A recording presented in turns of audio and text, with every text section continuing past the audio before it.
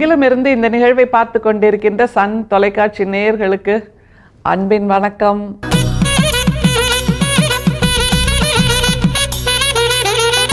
பொதுவாக நம்மக்கிட்ட உங்கள் வாழ்க்கையில் நீங்கள் என்னெல்லாம் சாதனை பண்ணியிருக்கீங்க கொஞ்சம் சொல்லுங்களேன் அப்படின்னா, நான் பண்ணாத சாதனையா?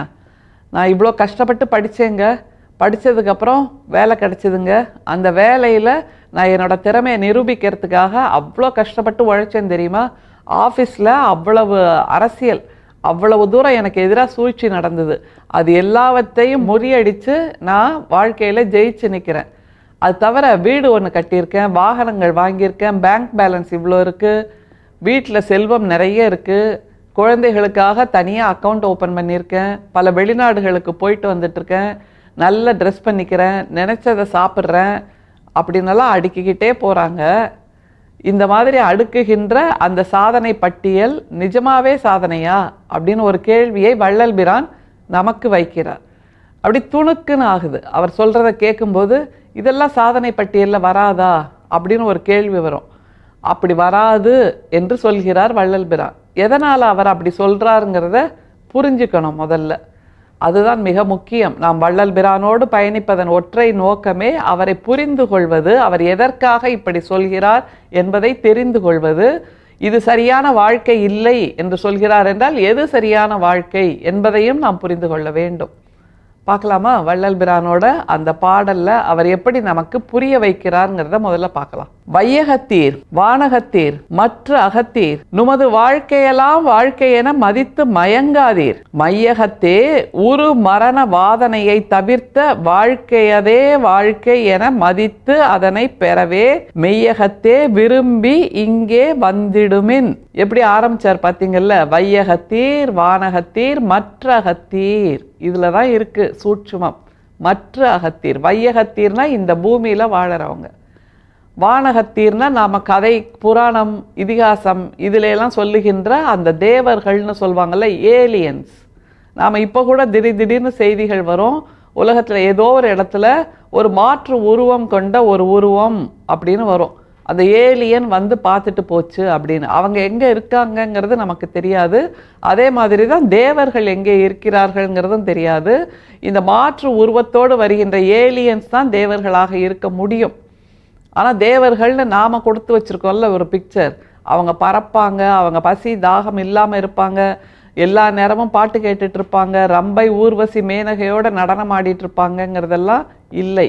அவரவர்க்கான வேறு விதமான ஏதோ ஒரு வாழ்க்கையை ஏலியன்ஸ் வேறொரு உலகத்தில் வாழ்ந்து கொண்டிருக்க கூடும். அதுதான் மிக முக்கியம். அப்போது வையகத்தீர் வானகத்தீர் மற்ற அகத்தீர்னு ஒரு வார்த்தையை சொல்கிறார். வையகத்தீர்ங்கிறது புரிஞ்சிருது, வானகத்தீர்ங்கிறதும் புரியுது. மற்ற அகத்தீர் அப்படிங்கிறப்போ நான் இப்படியான குலத்தில் பிறந்ததால் எனக்கு இந்த உயர்வுகள் பிறப்பிலேயே உண்டு, இயல்பிலேயே உண்டு அப்படின்னு எதேச்சாதிகாரம் பேசுகிறாங்கல்ல. நான் வைக்கிறது தான் சட்டம், இதுபடி தான் நீ வாழ்ந்தாகணும், இந்த மொழியைத்தான் பேசணும், இந்த மந்திரத்தை தான் சொல்லணும், இப்படித்தான் வழிபடணும், இப்படித்தான் நீ இருக்கணும் அப்படின்னு சொல்லுகின்ற அந்த எதேச்சாதிகார சக்திகள், அவர்களைத்தான் மற்ற அகத்தீர் அப்படிங்கிறார். இவங்க வாழறதா வாழ்க்கைன்னு நீங்க நினைச்சுக்காதீங்க. அடுத்த அடியை கொடுக்கிறார் பாருங்களேன். அடுத்த அடி என்பது இரண்டாவது அடியை கொடுக்கிறார்ங்கிற அர்த்தத்துல சொல்றோம். ஏனென்றால் வள்ளல் பிரான் வன்முறைக்கு அப்பாற்பட்டவர். இன்முறை நன்முறை மட்டுமே அவருடைய வாழ்வியலாக இருந்தது. அருட்பெரும் கருணை தான் அவருடைய வாழ்வியலாக இருந்தது. ஜீவகாருண்யம், இரக்கம் இதெல்லாம் தான் அவருடைய வாழ்வியலாக இருந்தது. அதனால் இரண்டாவது அடுத்த அடி என்பது இரண்டாவது அடியை நமக்கு கொடுக்கிறார். அந்த இரண்டாவது அடியில் என்ன சொல்றாருங்கிறத பாருங்க. வையகத்தீர் வானகத்தீர் மற்றகத்தீர் நுமது வாழ்க்கையெல்லாம் வாழ்க்கையென மதித்து மயங்காதீர். இதுதான் ரொம்ப முக்கியம். மதித்து மயங்காதீர். தன்னைத்தானே மதிச்சுக்கிறது, தன்னைத்தானே தன்னுடைய வாழ்க்கை அந்த சாதனை பட்டியலில் சொல்லி என்ன மாதிரி யாருப்பா இருக்க முடியும்னு மயங்கிறது. அந்த போதை, தனக்குத்தானே அர்ச்சனை செய்து கொள்கின்ற அந்த போதை, தனக்குத்தானே போற்றி சொல்லிக் கொள்கின்ற அந்த போதை, நான் தான் உயர்ந்தவன் என்று சொல்லுவதற்கு இந்த உலகத்தில் யாருக்குமே உரிமை கிடையாது. நீங்கள் அப்படி உயர்ந்தவர்கள்னு சொல்லிட்டா உங்களைப் போலவே மற்றவர்களும் உயர்ந்தவர்கள் தான். நீங்கள் உயர்ந்தவர்கள் என்றால் மற்றவர்கள் தாழ்ந்தவர்கள் என்பது கிடையாது. அவ்வளோதான். ஒவ்வொருத்தருக்கும் ஒரு விதமான வாழ்க்கை இருக்கிறது. அதை அவரவர் வாழ்ந்து கொண்டே இருக்கிறார்கள் என்னும்போது உயர்வு தாழ்வு என்பது பார்க்கவே முடியாது. அதனால தான் அவ்வளவு ஆணித்தரமாக வள்ளல் பிரான் சொல்கிறார், நீங்கள் வாழறதெல்லாம் ஒரு வாழ்க்கைன்னு மதித்து மயங்காதீர். அப்போ எது நிஜமான வாழ்க்கைங்கிறத அடுத்த அடியில் சொல்கிறார் பாருங்க. நுமது வாழ்க்கையெல்லாம் வாழ்க்கையென மதித்து மயங்காதீர், மையகத்தே உரு மரண வாதனையை தவிர்த்த வாழ்க்கையதே வாழ்க்கை. உரு மரண வாதனையை தவிர்த்த வாழ்க்கையதே வாழ்க்கை. திரும்ப திரும்ப வள்ளல் பிரான் வந்து நிற்கின்ற அந்த இலக்கு இது ஒன்றுதான். ஒரு மரண வாதனையை எது தவிர்க்கும் என்றால், நம்முடைய உணர்வுகள் நம்முடைய கட்டுப்பாட்டில் இருந்தால் நாம் ஒரு மரண வாதனையை தவிர்க்கலாம்.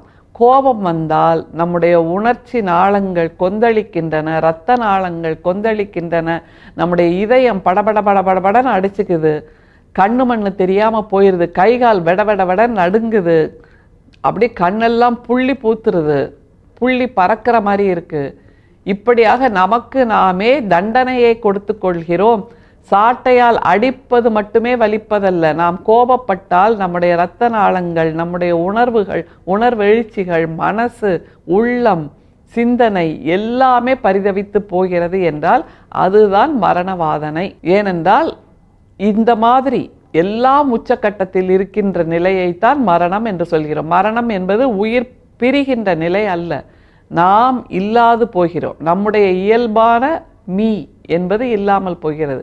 இயல்பான நாம் என்பது இல்லாமல் கோபம், ஆத்திரம் இந்த மாதிரியான உணர்வுகளால் தாக்கப்படும் போது நாம் வேறு ஒரு பிறவியாக மாறுகிறோம் என்றால், அப்போது நம்முடைய முற்பிறவி நாம் இயல்பாக இருக்கக்கூடியவர்களாக இல்லாமல் போய் கோபத்தின் அடையாளமாக மாறுகிறோம், ஆத்திரத்தின் அடையாளமாக மாறுகிறோம், ரௌத்திரத்தின் அடையாளமாக மாறுகிறோம், பொச்சரிப்பின் அடையாளமாக மாறுகிறோம் என்றால் அதுதானே மரணம். அதைத்தான் வள்ளல் பிரான் சொல்லித் தருகிறார். அதனால் இதை தவிர்க்கின்ற ஒரு வாழ்க்கை இருக்கிறது. அதை நீங்கள் எப்படி பெறலாம்ங்கிறத சொல்லித்தர்றார். மையகத்தே உரு மரண வாதனையை தவிர்த்த வாழ்க்கையதே வாழ்க்கை என மதித்து அதனை பெறவே மெய்யகத்தே விரும்பி இங்கே வந்துடுமே. அந்த உரு மரண வாதனையை தவிர்த்த வாழ்க்கையதே வாழ்க்கை அப்படிங்கிறார்ல, அப்போ நாம ஈகோவோடு இருந்தால் அதுவும் கிட்டத்தட்ட வேதனை தான்.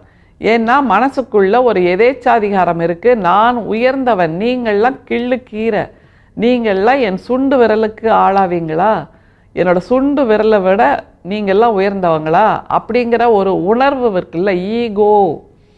அந்த ஈகோ தான் உண்மையிலேயே நமக்கான குழி வெட்டி கொள்ளுதல்ங்கிறத வள்ளல் பிரான் உணர்ந்திருக்கிறார்.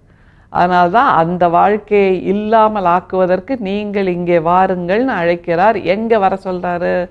அந்த அருட்பெரும் கருணை, ஜீவகாருண்யம், அந்த நிலைக்கு வந்து சேரச் சொல்கிறார். சன்மார்க்கம் என்கின்ற ஒற்றை நிலையில்தான் நாம் இந்த மாதிரி நம்மை இல்லாமல் ஆக்குகின்ற அந்த உணர்வு கொந்தளிப்புகளிலிருந்து நம்மை நாமே மீட்டெடுக்க முடியும். அதை மறுப்பதற்கு யாருமே கிடையாது என்பது நமக்கு நன்றாக தெரியும். எனவே அருட்பெரும் கருணை, ஜீவகாருண்யம் இது ஒன்றால் மட்டும்தான் நாம் வாழ்நாள் முழுக்க நாமாகவே இருக்க முடியும். லெட் மீ பி பி அப்படின்னு சொல்லுவாங்க ஆங்கிலத்தில்.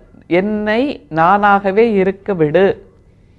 அப்படி என்னை நானாகவே இருக்க விடுவதற்கான ஒற்றை அபாயம் இல்லாத உபாயம் எது என்றால் ஜீவகாருண்யம், சன்மார்க்கம். அதை நமக்கு வெளிச்சம் போட்டு காட்டியிருக்கிறார் நம்முடைய வள்ளல் பிரான். அந்த திசை நோக்கி பயணிப்பது ஒன்று மட்டும்தான் நம்முடைய வாழ்வியலாக இருக்க முடியும், இருக்க வேண்டும். அருட்பெரும் சோதி, அருட்பெரும் சோதி, தனிப்பெரும் கருணை, அருட்பெரும் சோதி. மீண்டும் சந்திப்போம். நன்றி, வணக்கம்.